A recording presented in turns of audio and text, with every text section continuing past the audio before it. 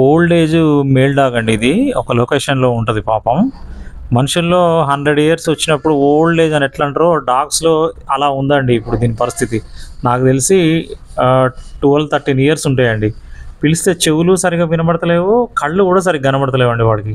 నేను వచ్చినప్పుడు మాత్రం గుర్తిస్తది. ఆ సెంటర్ వాడు ఎక్కడ ఉంటాడో నాకు తెలుసు. అక్కడికెళ్ళి అన్నం పెట్టేస్తా తింటది. ఆ ఏజ్‌లో ఉన్నప్పుడు బాగా డామినేషన్ చేసుంటదండి పాపం. ఏజ్ గదా! ఇప్పుడు ఓల్డ్ ఏజ్ అయిపోయింది. చిన్న పిల్లలు అరిసినా భయపడతంది. వేరే ఫీమేల్ డాగ్స్ అరిసినా భయపడి వెళ్ళిపోతుంది పాపం తినకుండా. వాడి టైం గాదు గదా! ఇప్పుడు. నేనుండి డేర్‌గా నన్ను చూసుకొని అన్నం తింటుంది పాపం. వేరే వాటిని పంపించేసా వేరే డాగ్స్‌ని. నేనుంటేనే అన్నం తింటదండి.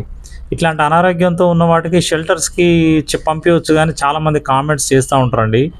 అట్లా ఇట్లాంటి వాటిని షెల్టర్‌లో ఓల్డ్ ఏజ్‌లో తన లొకేషన్‌ని వదిలిపెట్టి ఎక్కడికో తీసుకెళ్ళి ఎవరికో హ్యాండ్ ఓవర్ చేయలేనండి నేను.